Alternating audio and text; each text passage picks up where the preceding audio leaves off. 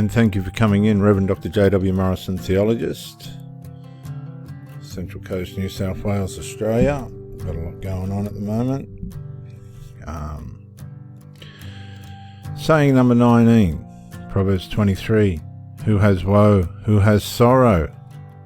Well, let's just consider this for a minute. Who has woe and who does have sorrow? What are your woes? Have you ever stopped to ask? What is it that's troubling you? Could it be your mother's gaze, the way in which she's formed you and deceived you by making you more grandiose than what you are? Could it be your debt? You've just let things slip away. Your habits have got the better of you. You need to have your supply. And could it be your hobbies? You've let your hobbies run away with you. You've become addicted to your hobbies. You've spent all the money on your hobbies and whatnot. Could it be your rent's gotten the better of you? You've run out of money for rent. You're not contributing to the rent. You're just living with your parents or your sister, maybe your brother. It's got you in a granny flat out the back. You're not doing anything to contribute. They're just enabling you to be weak. Could it be your health? Could it be your relationship? The person in your relationship's not functioning properly. They've gone narcissistic. They're degenerating. They've become sinful. What is your woe? Well, let's see. What is your sorrow? What are your contentions? What are your complaints? Who has needless wounds? Wow, we're going to have fun with this. Who has bloodshed? Well, it answers it. Those who linger over their substances, those who taste and mix drinks, those who gaze at the wine while it is red, when it sparkles in the cup and goes down smoothly. In the end, it bites like a snake and stings like a viper. Your eyes will see strange things and your mind will utter perversities. I've seen all this. And you will be like one sleeping on high seas or lying on the top of a mast, saying, they struck me, but I felt no pain. This is the ignorance. They beat me, but I did not know it. This is the light coming on and they're not realizing. When I wake up to search, when can I wake up to search for more of my drugs, for more of my drink, for more of my medications? Well, if ever there's a passage that's going to help someone out of addiction, this has to be it. This is coming from ancient wisdom, millenniums ago, King Solomon and his mates. And it gives you the complete overview of what substance abuse and all the rest of it has behind the scenes. You can't see this going on in the mind of these people while they're on the stuff. It's all grandiose, so look at, it's all pumped up, it's all emotional, it's all hype, and then it starts going down. It's like a vampire coming out looking for blood, and then he goes back into his cave because the stuff wears off. It all wears off. And this is what happens to these people. They've got no idea. They're living in woe, they're living in sorrow, they're living in contention, they're living in complaint. They're living with wounds that they need not have. That could be careless sex, one-night stands. They've got bloodshot eyes. They've got mind problems.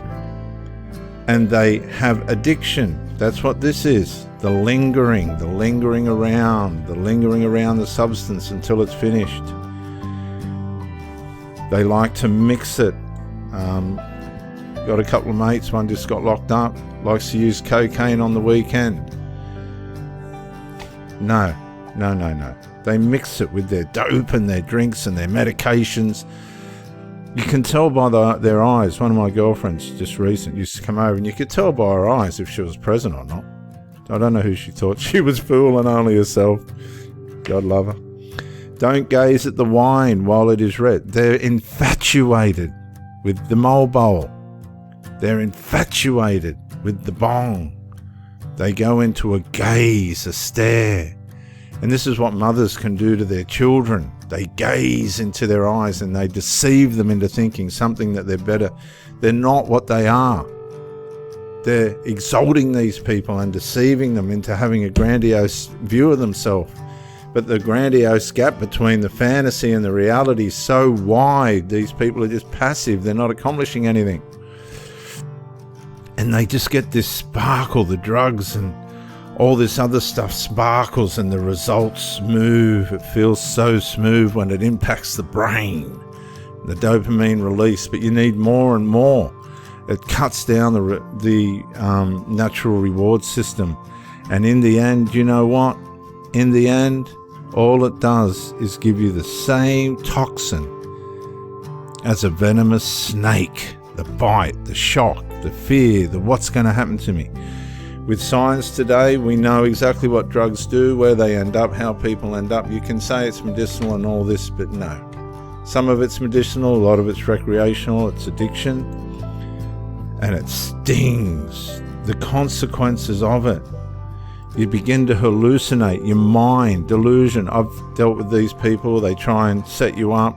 They got delusions going on, they working together, and then they utter things that aren't right. They try and get people in trouble because they're losing their supply from the... See, these people are triangulated and codependent. They're codependent on their substances. They're codependent on each other. It usually ends up in a contention or a blow-up. There'll be contentions. They'll start complaining. There'll be needless injuries, psychological injuries going on. And they're all walking around off their nuts, completely off their brains. They're often running around to the rescue of each other because all this stuff's internal. When you stand there and watch these people in action, it's quite pathetic. They're all running on the stroking of each other's egos and emotions. There's no stability. There's no salinity. It's all toxic. It's all toxified. And it ends in sorrow. And it ends in woe. That's why some of these children, adult children, turn around and kill their parents. Because the parents have got them mixed up in this. The parents have demonized them. They've allowed them to become demonized through the generational addictions. They've passed it on. As I said, some of you have got Christian heritage. Some of you haven't, but you need to be the black sheep. You need to go, no, I don't want to be in this anymore. I don't care. I don't want to do this anymore. I don't want to see strange things. Remember, the lazy man says there's a lion in the street. There's a lion in the path. And they don't do anything. This is showing you that the alcohol, the drugs, the medications, and the stuff these people are taking causes them to be pushed away from the motivation they need to fulfill their purpose. They can't see their purpose. They're not seeing the right things. Their mind is seeing perversities. These people practice all sorts of ingenious sexual acts. A lot of them are incestual. Bestiality is not off the cards. Masturbation's an addiction as well, usually with these people. And all of this stuff that they're adding, this toxicity and demonization and narcissistic psychopathic behavior, you don't... Adding drugs and alcohol and medications to all this, all it does is accelerate the natural human cycle of life. These people are trying to escape themselves. I don't know what the problem might be. They're all diverse and different. Some people are victims, some people are perpetrators. They're all trying to escape some kind of abuse, whether it's been predatorial or they've been the predator. And their life is no different to someone that's on the top of a mast. The top of a mast in a high sea, just swinging to and fro. That's what their life is. It's just going to and fro. They don't care where they end up. They're lost in the sea. Where's my next drink? And they're getting hit. They're getting struck. I've had girlfriends. I've said to them, don't do this. We're going to do the relationship's going to go. They triangulate. They go quiet. They go passive aggressive. They don't know how to fix themselves. They don't know how to fix the problems around them. And they make out that they've been struck. But there's no pain because it's an illusion. But on the other hand, they are being confronted, but they're not getting the revelation. They're just going to and fro, and people are watching it and they're going, my God, this person, really? You got to be kidding me. Is this really who this person is? And then they'll be beaten, but they didn't know it. They're getting chastised, but they're not responding to what they're hearing. They're deaf because their focus is on, when can I awake?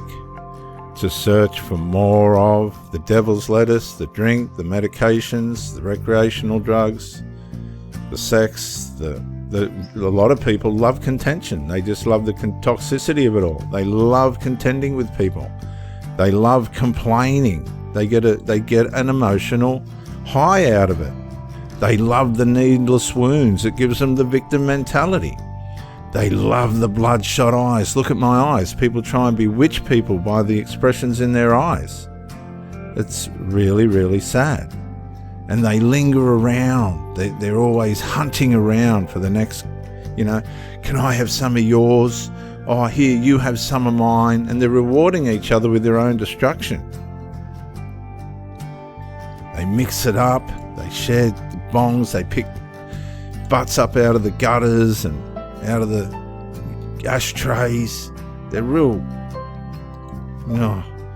they gaze into the bong, they gaze into the mole bowl, they gaze at the bar, they hold their bottle of beer and they just gaze. They got this blank, demonic like gaze as they're thinking about how wonderful it all is and how great it is.